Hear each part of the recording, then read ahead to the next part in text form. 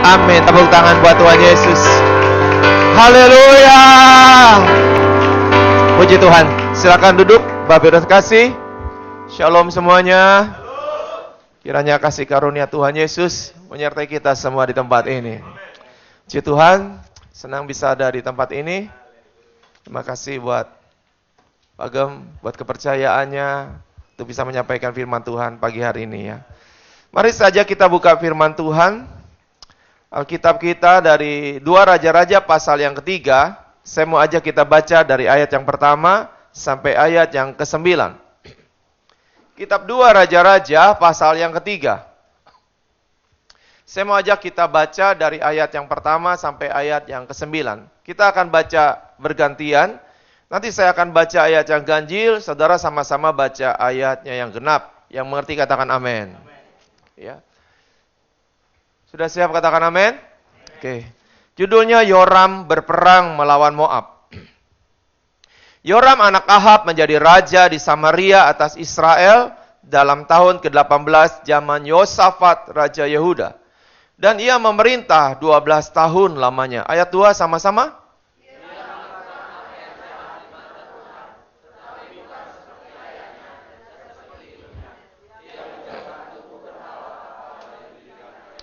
Namun demikian ia masih berpaut kepada dosa Yerobeam bin Nebat yang mengakibatkan orang Israel berdosa pula.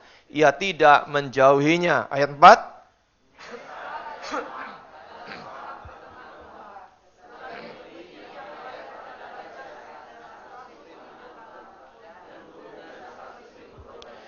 Tetapi segera sesudah Ahab mati, memberontaklah Raja Moab terhadap Raja Israel. Ayat 6.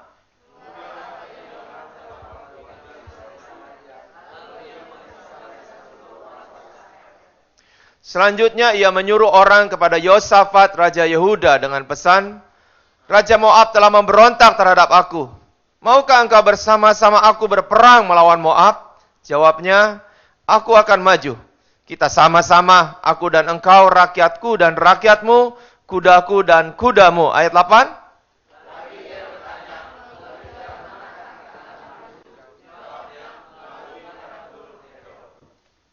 Ayat 9 kita mau baca sama-sama ya. 2, 3. Maka berjalanlah Raja Israel dan Raja Yehuda dan Raja Edom. Tetapi maka tidak terdapat air untuk tentara dan untuk hewan yang mengikuti mereka. Katakan amin. Secara dikatakan setelah Raja Ahab mati, ada satu peristiwa, yaitu memberontaknya Mesa, Raja Moab, saudara. Sesudah Ahab mati, sesungguhnya Ahazia yang menggantikan dia menjadi raja, anaknya. Tetapi Ahazia sakit dan tidak mempunyai keturunan sampai dia meninggal. Makanya Yoram menggantikan dia menjadi raja atas Israel ini. Nah, pada waktu dia menjadi raja atas Israel, mulai dia melihat apa yang terjadi. Karena waktu itu sudah diberitakan Mesa, Raja Moab itu memberontak. Dia periksa barisannya untuk memerangi Mesa, Raja Moab supaya bisa kembali tunduk kepada Israel. Lalu dia mengajak besannya, Yosafat Raja Yehuda, maukah engkau berperang bersama-sama aku melawan Moab? Gitu ya. Dikatakan aku mau, kita sama-sama. Aku dan kamu, rakyatku dan rakyatmu, kudaku dan kudamu. Lewat mana kita akan berperang? Dikatakan lewat padang gurun Edom. Ayo ajak Raja Edom sekalian. Jadi ada 3 raja.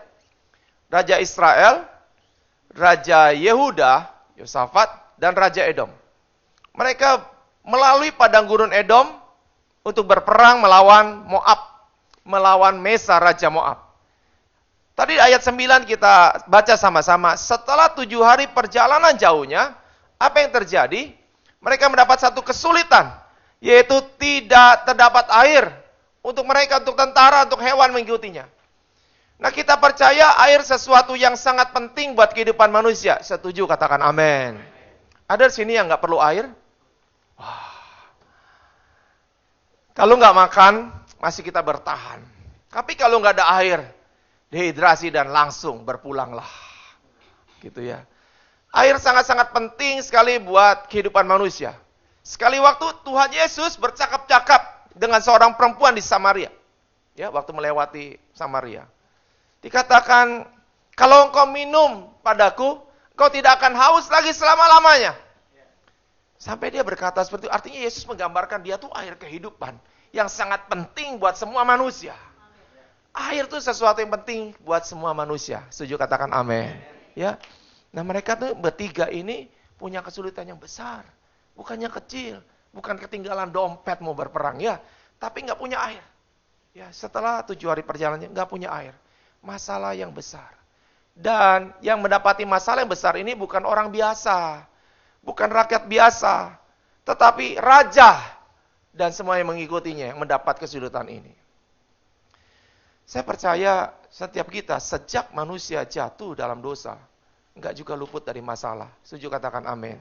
Ya, sejak manusia pertama jatuh dalam dosa, masalah selalu ada dalam kehidupan manusia. Enggak pernah ada yang terluput. Dimanapun dia berada, apapun posisinya, kedudukannya, pasti akan selalu mengalami masalah dalam kehidupannya. Yang mengerti, katakan amin. Nah, pagi hari ini saya mau bicara tentang masalah. Boleh multimedia? Balik ke, saya punya PowerPoint.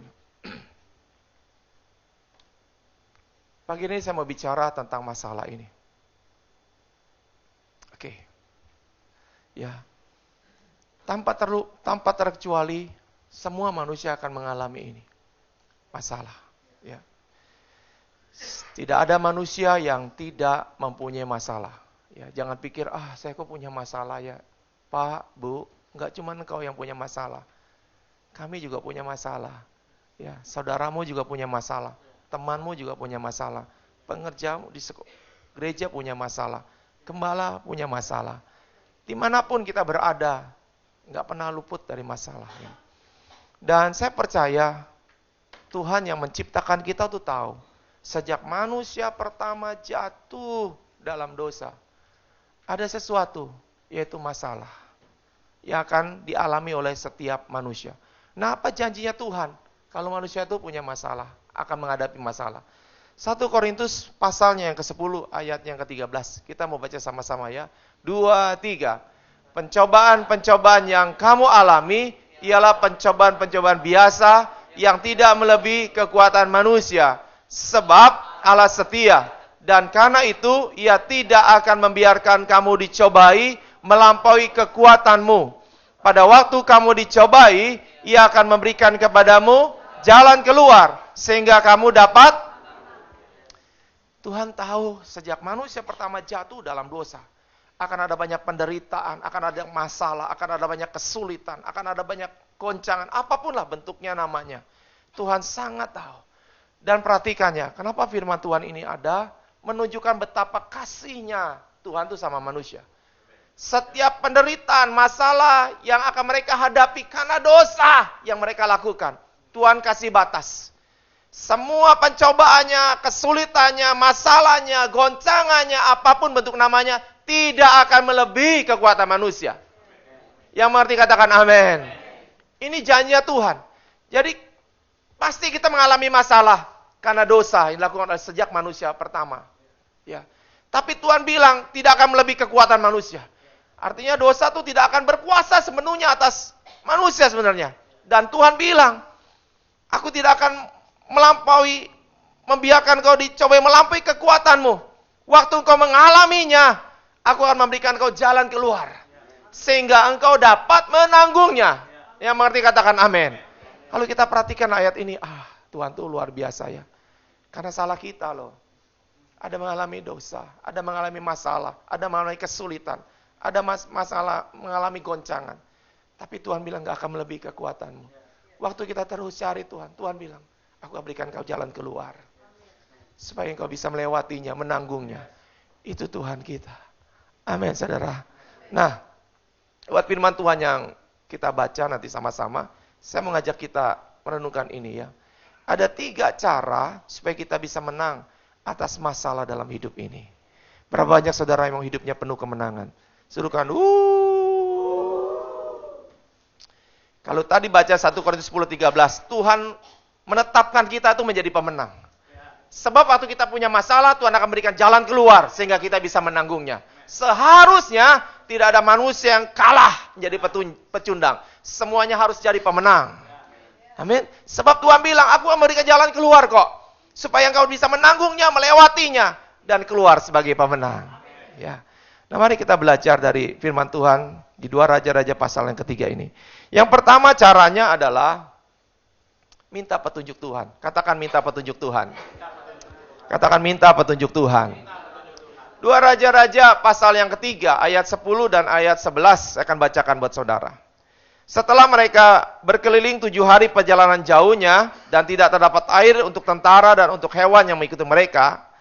Ayat 10, maka berkatalah Raja Israel, wahai Tuhan telah memanggil ketiga raja ini untuk menyerahkan mereka ke dalam tangan Moab.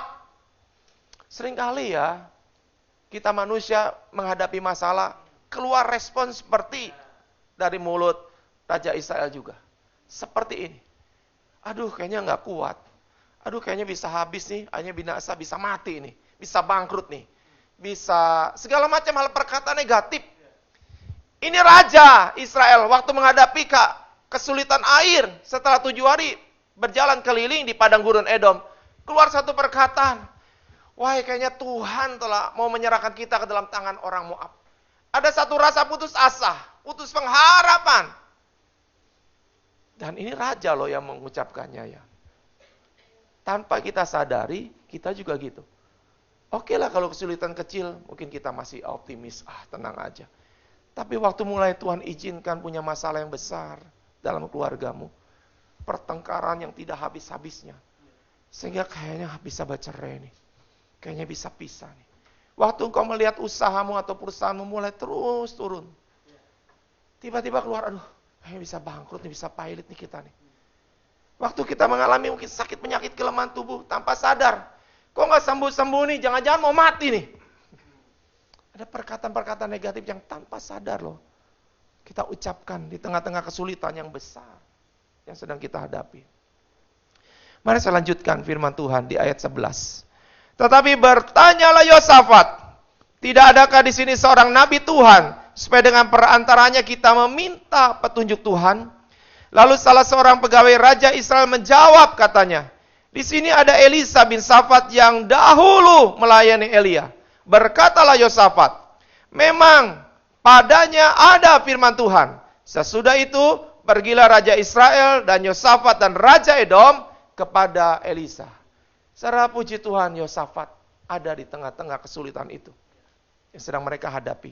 Dan berkata, kita tidak bisakah minta petunjuk Tuhan? Ada kasih nabi Tuhan. Pegawainya Yoram datang. Ada Pak, di sini ada Elisa bin Safat yang dahulu melayani Elia. Padanya ada firman Tuhan. Ayo kita pergi. Secara penting gak minta petunjuk Tuhan? Penting. Kalau engkau mau menang masalah dalam hidupmu, untuk menerima janji Tuhan, memberikan jalan keluar untuk kita bisa melewatinya, kau harus datang kepada Tuhan. Setuju, katakan amin. Jangan pikir kalau ada masalah, udahlah saya nggak ke gereja. Jangan pikir kalau nggak ada masalah, udahlah saya nggak mau baca Alkitab. Udahlah saya nggak mau melayani. Justru kalau engkau mau melihat kemuliaan Tuhan, kuasa Tuhan, mujizat Tuhan, pertolongan Tuhan, kau harus datang ke gereja. Minta petunjuk Tuhan. Kau datang ke kul demi kul yang ada. Kau datang persekutuan yang ada. Ayo minta petunjuk Tuhan. Pasti ada kemenangan di dalamnya. Setuju, katakan amin. Ada banyak orang karena masalah meninggalkan gereja loh. Di tempat saya melayani, di tempat saya, sini nggak ada ya. Ada seorang pelayan Tuhan, masalah keluarga. Lalu datangi ke saya, bicara. Pak, saya boleh nggak berdiam diri dulu, karena ada masalah ini. Oke. Tapi jangan lama-lama, harus tetap ke gereja ya. Mulai seminggu tetap ke gereja, sebulan tetap gereja, tapi lewat dari itu sudah mulai jarang. Sudah mulai jarang sekali. Sudah nggak pelayanan, sekarang udah mulai nggak ke gereja. Dan lama-lama hilang saudara. Saudara, kalau engkau punya masalah, ayo cari Tuhan, minta petunjuk Tuhan. Hari ini kita belajar, mereka punya masalah yang besar loh. Mungkin pernah tercetus, terpikir, atau terucap juga. Sesuatu yang kayaknya mengkhawatirkan, ketakutan tentang masalah ini. Tapi ayo bangkit kembali, biarlah itu hanya pernah singgah. tapi tidak menetap dalam hatimu, dalam pikiranmu. Ayo bangkit kembali. Minta petunjuk Tuhan, cari Tuhan. Sebab bagi Tuhan tidak ada perkara yang mustahil. Sebab Tuhan punya janji memberikan jalan keluar buat hidup kita. Amin, saudara. Kalau punya masalah jangan putus asa. Ayo minta petunjuk Tuhan. Bilang kiri kanan, minta petunjuk Tuhan. Amin, saudara. Firman Tuhan dikatakan dalam Mazmur 34 ayat yang 11. Singa-singa muda merana kelaparan, tetapi orang yang mencari Tuhan, dia tidak akan kekurangan sesuatu yang baik. Amin, saudara. Saya percaya waktu terus cari Tuhan, minta petunjuk Tuhan, pasti ada pertolongan Tuhan, pasti ada mujizat Tuhan, pasti dipulihkan oleh Tuhan. Amin. Yang pertama, minta petunjuk Tuhan. Oke. Yang kedua, saudara, lakukan perintah Tuhan. Katakan lakukan perintah Tuhan. Katakan lakukan perintah Tuhan. 2 Raja-Raja pasal yang ketiga, ayat ke-16 dan ayat yang ke-18. Saya bacakan buat saudara ya. 2 Raja-Raja pasal 3, ayat 16 sampai ayat 18. Kemudian berkatalah ia, beginilah firman Tuhan, yang berkata ini Nabi Elisa bin Safat ya. Kemudian berkatalah ia, beginilah firman Tuhan, biarlah di lembah ini dibuat parit-parit. Sebab beginilah firman Tuhan, kamu tidak akan mendapat angin dan hujan, namun lembah ini akan penuh dengan air, sehingga kamu serta ternak sembelian dan hewan pengangkut dapat minum. Dan itu pun adalah perkara ringan di mata Tuhan. Juga orang Moab akan diserahkannya ke dalam tanganmu. Katakan amin. Waktu ketiga raja ini, Raja Yoram, Raja Yosafat, dan Raja Edom menghadap kepada Elisa bin Safat. Lalu berkatalah Nabi Elisa, memberikan satu petunjuk dari Tuhan. Biarlah di lembah ini dibuat parit-parit. Perintahnya yang pertama. Saya percaya bagi ketiga raja dan tentara mengikutinya, membuat parit, membuat got itu perkara yang mudah, ringan. Ya, membuat got, membuat parit, adalah satu perkara ringan buat mereka. Cuman buat got, cuman buat parit. Ayo kerjakan semua. Tapi mari, perintah Tuhan, petunjuk Tuhan selanjutnya yang membuat mereka tuh berpikir. Sebab beginilah firman Tuhan, kamu tidak akan mendapat angin dan hujan, namun lembah ini akan penuh dengan air, sehingga kamu serta ternak sembelian dan hewan pengangkut dapat minum. Suruh buat parit, lalu disambung perkataannya. Tetapi tidak akan ada hujan, tidak ada angin yang membawa embun, namun lembah ini akan penuh dengan air. Sesuatu yang suruh melakukan sesuatu yang kayaknya nggak akan ada hasilnya. Contoh ya, sekarang lagi musim kemarau ya, walaupun sudah ada hujan sedikit. Mungkin Pak Gembala bilang, sekarang nih air sudah mulai susah, ada kekeringan di mana-mana. Boleh nggak kita semua saudara, jemaat yang dikasih Tuhan, Bapak Ibu saudara kasih, Koci, besok siapin wadah di depan rumah. Mau kecil mau gede sama aja lah. Penting wadah untuk menampung air. Semuanya harus siapin. Dengar pesan Tuhannya, tidak ada angin yang membawa embun, tidak akan hujan. Percaya nggak, ember kita, wadah kita akan penuh dengan air. Kira-kira apa saudara lakukan? Mikir kan ya? Pak Gembala salah nih ngomongnya. Dari mana ada airnya? Apa kita suruh ngeludah semuanya? Kan nggak mungkin gitu ya. Tapi firman Tuhan tuh seperti itu. Suruh membuat parit, membuat got. Terus disambung lagi, tidak akan ada angin dan hujan. Namun lembah itu akan penuh dengan air. Cara yang luar biasa. Waktu ketiga raja, orang-orang mengikutinya mendapat petunjuk Tuhan ini, mereka kerjakan tanpa berbantah-bantah. Gak ada yang bersungut-sungut, gak ada yang protes. Pak Elisa, salah kayaknya bicara. Kenapa tidak ada angin dan hujan? Mungkin maksud Tuhan akan ada angin dan hujan, sehingga lembah akan penuh dengan air. Salah kali Bapak bicaranya, terlalu cepat, sehingga ada kata yang kurang. Gak ada. Seperti apa yang dia dapat dari Tuhan, itulah yang dia berikan. Tidak ada akan angin dan hujan, namun lembah ini akan penuh dengan air. Mereka nggak ada yang protes, mereka kerjakan semua. Mereka buat parit-parit. Percaya akan perintahnya Tuhan. Saudara, kadang perintah Tuhan, petunjuk Tuhan di tengah-tengah masalah, kesulitan yang kita hadapi, itu bertentangan loh dengan akal sehat kita. Pak, saya sakit. Doain ya Pak. Kata dokter saya udah stadium ini. Hai Bapak tolong doain saya. Apa langsung Pak Gembala bilang gini, oh saya punya referensi ini dokter yang paling hebat. Paling maknyus lah. Obatnya juga paling tokcer. Pergi ke sini. Itu kan kayaknya sesuai dengan keinginan kita ya. Atau berdoa yang panjang-panjang yang luar biasa. Yang mengusir segala sakit penyakit kita. Itu yang kita inginin. Tapi kadang yang kita terima enggak. Waktu berdoa, waktu ngomong, bicara. Mungkin Tuhan ingatkan sesuatu. Pak, Bu, Tuhan ingatkan. Bapak punya sakit hati ya. Bapak nyimpan dendam ya. Coba ampuni. Sesuatu yang ada terjadi. Karena kau menyimpan sesuatu yang pahit. Sehingga pahit itu gak cuma segera kecil. Karena kau simpan begitu lama menjadi besar. Dan itu menyusahkan engkau menjadi penyakit. Mau gak lepasin? Ayo ampun, gak bisa Pak. Sulit. Orangnya udah terlalu dalam menyakiti saya. Kadang yang kita terima berbeda dengan yang kita ingini. Tapi itu perintahnya Tuhan. Petunjuknya Tuhan. Bukan hal yang sulit sebenarnya yang gak bisa kita lakukan atau hadapi. Atau perbuat. Sesuatu yang sebenarnya bisa. Tapi daging ini yang kadang menentangnya. Ayo belajar, percaya, lakukanlah perintah Tuhan. Amin.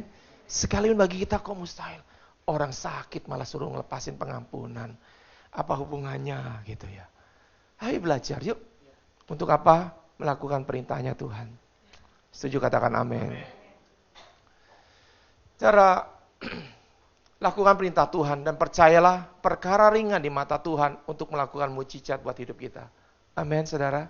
Sebab bagi Tuhan tidak ada perkara yang mustahil. Firman Tuhan menguatkan kita di Markus pasal 9 ayat 23. Sewaktu ada orang datang kepada Tuhan Yesus karena anaknya bisu tuli. Ya. Jawab Yesus, katamu jika engkau dapat, tidak ada yang mustahil bagi yang percaya. Amin, saudara. Bagi Tuhan memang tidak ada perkara mustahil. Tapi untuk kita bisa mendapat mujizat pertolongan Tuhan, kita juga bisa berkata, tidak ada mustahil bagi saya yang percaya sama Tuhan. Sehingga janjinya boleh digenapi atas hidup saya. Setuju katakan amin. Yang kedua, lakukan perintah Tuhan. Yang ketiga, saudara, mengucap syukur. Katakan mengucap syukur. Katakan mengucap syukur. Saudara, mari saya bacakan ayat firman Tuhannya. Di 2 Raja-Raja pasal 3 ayat yang ke-20. Keesokan harinya, ketika orang mempersembahkan korban, datanglah dengan tiba-tiba air dari arah Edom. Lalu penuhlah negeri itu dengan air. Saudara, waktu petunjuk Tuhan datang lewat Nabi Elisa bin Safat. Buatlah parit-parit. Tidak akan ada angin dan hujan. Namun lembah ini akan penuh dengan air. Itu perkara ringan di mata Tuhan. Jika orang mau, apakah diserahkan dalam tanganmu? Waktu mereka kerjakan, apa air langsung ada? Mereka nggak dapat air tuh waktu mereka buat parit-parit, mereka buat got. Nggak langsung air tuh datang.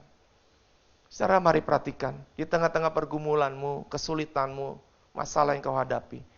Waktu engkau datang ke gereja. Pak, saya udah datang ke gereja kan. Saya udah berpuasa. Saya udah datang ke rumah doa, ke menara doa, persekutuan. Saya udah datang Pak. Kau belum ada. Karena memang ada waktunya Tuhan yang membuat segala sesuatu indah pada waktunya. Kapan 3 raja ini mendapat apa yang mereka butuhkan? Keesokan harinya. Waktu kapan? Waktu mereka mempersembahkan korban di hadapan Tuhan. Waktu mereka mengucap syukur. Mungkin hari-hari ini kau sedang bergumul, tapi belum ada jawaban. Belum ada pertolongan Tuhan yang nyata. Belum ada mujizat, belum ada pemulihan. Tetaplah mengucap syukur atasnya. Amin, saudara. Tetaplah mengucap syukur atasnya. Saya bertobat tahun 98. Karena anak saya mengalami mujizat Tuhan. Wah, iman saya bertumbuh sekali. Ternyata Tuhan itu Tuhan yang hebat ya. Tuhan yang dahsyat. Tuhan yang hidup. Tuhan yang sanggup melakukan segala perkara. Sembuhkan anak saya dari sakit penyakit. Sejak itu saya berubah, makin sungguh-sungguh dengan Tuhan. Gitu. Ikut Tuhan. Nah, saya mulai ke gereja, dengar apa janjinya Tuhan. Kalau satu orang percaya bertobat, sisi keluarga itu diselamatkan. Saya punya pergumulan, orang tua saya belum bertobat. Gitu. Saya tahu kemana akhirnya. Kalau orang tidak bertobat, masuk ke neraka. Aduh, saya sayang sama orang tua. Saya nggak mau mereka masuk neraka. Tiap hari sejak tahun 98 tuh saya bertobat. Saya berdoa buat Tuhan. Dari saya sedih, nangis. Tuhan tolong ya, jangan sampai papi masuk neraka. Jangan sampai mami masuk neraka. Saya berdoa juga buat kakak ipar saya, buat adik ipar saya. Saya sebut namanya. Berdoa juga Tuhan. Supaya mereka jangan ada yang masuk neraka. Tuhan selamatkan yang mereka. Setiap hari, waktu saya saat teduh, menjadi pokok doa saya yang pertama. Biasa saya kalau saat teduh tuh, waktu berdoa, saya mengambil dari 5 jari ini. Yang pertama tuh berdoa buat keluarga. Termasuk ya mereka yang belum bertobat. Yang kedua tuh buat pemimpin ini, tunjuk ini. 3 buat Indonesia. Negara di mana kita tinggal. Negara-negara adopsi, buat Yerusalem, buat Banten. Ini buat pelayanan saya. Sutra Niaga 3, Tuhan tolong. Para pelayan-pelayan yang ada, jemaat yang ada. Dan ini baru saya. Paling kecil akhir. Tuhan terima kasih. Biar hidup saya bisa memuliakan Engkau, menyenangkan Engkau ya Tuhan. Sertai senantiasa. Engkau yang membuat aku berhasil. Bahkan beruntung dan berkemenangan hidup saya. Ini menjadi pokok saya yang pertama doa saya. Dari tahun 98, setiap hari. Dari saya kadang dilawat Tuhan, nangis Tuhan. Sampai jadi biasa memperkatakan, Tuhan ingat ya, janjimu ya. Satu orang percaya bertobat, sisi keluarga selamatkan. Bertahun-tahun saudara. Saya pernah bertanya dengan sepupu saya. Karena papanya bertobat. Dari seorang dukun saudara. Kemana-mana pergi, cari ilmu. Untuk jadi seorang dukun yang hebat, yang sakti. Kali waktu dia bawa Alkitab dan ke gereja. Jadi saya samperin dia, saya tanya dia. Papa sekarang ke gereja? Iya kok. Wah hebat ya. Dia udah dibaptis kok. Wah dahsyat ya. Kamu doain dia? Iya. Kok tahu berapa lama aku doain dia? 11 tahun kok. Saya waktu itu bilang sama dia, lama banget 11 tahun. Tapi tahu gak apa yang saya alami? Lebih dari dia. Papi saya bertobat 21 tahun lamanya. Baru bertobat.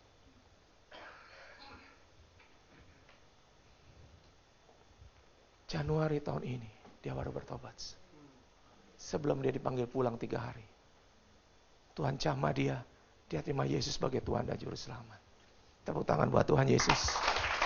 Dia Allah yang tidak pernah mengingkari janjinya. Dia membuat segala sesuatu indah pada waktunya. Tidak pernah terlambat, tidak pernah kecepatan. Yang penting apa? Ayo belajar kita mengucap syukur. Jangan pernah kita lupakan janjinya dia. Ya.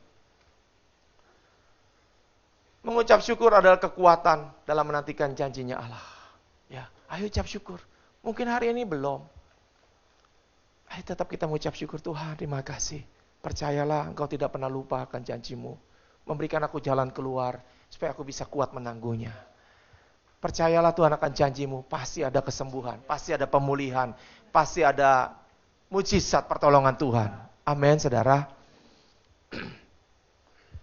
Kisah Para Rasul 28 ayat 15. Ini Paulus, jangan pikir Paulus gak punya masalah, pergumulan. Tuhan kasih tugas untuk apa? Memberitakan kabar baik kepada orang-orang bukan Yahudi. Tengah-tengah pergumulan. Ya, ketika Paulus melihat mereka, ia mengucap syukur kepada Allah. Lalu apa? Kuatlah hatinya. Gitu ya. Biarlah waktu kita mengucap syukur, kita senantiasa kuat. Walaupun tetap ada masalah. Tapi percayalah, pasti ada pertolongan Tuhan. Pasti ada mujizat Tuhan atasnya. Amin, saudara. Setiap kita bisa dapat menang atas masalah. Ya, 2 Raja-Raja 3 tuh. Ayat pertama sampai ayat 20 itu. Setiap kita bisa menang. Karena Tuhan punya janji memberikan jalan keluar. Karena Tuhan punya janji, kita pasti bisa menanggungnya, melewatinya. Diberikan kekuatan pada hidup kita. Apa yang harus kita lakukan? Yang pertama adalah kalau kita meminta petunjuk Tuhan. Yang kedua, kalau kita melakukan perintahnya Tuhan. Dan yang ketiga, disertailah dengan ucapan syukur. Jadilah pemenang atas masalah hidup kita. Amin, saudara. Saya rindu setiap kita, di tengah kita jalani hidup, pasti ada masalah, ada persoalan. Tapi kita belajar yuk, apa yang menjadi janjinya Tuhan. Yang kita baca, kita ini ditakdirkan untuk jadi pemenang oleh Tuhan. Karena Tuhan janji jalan keluar untuk kita bisa menanggungnya. Amin, saudara. Jangan ada yang jadi pecundang, tapi biarlah setiap kita jadi pemenang atas masalah. Mari kita bangkit berdiri sama-sama.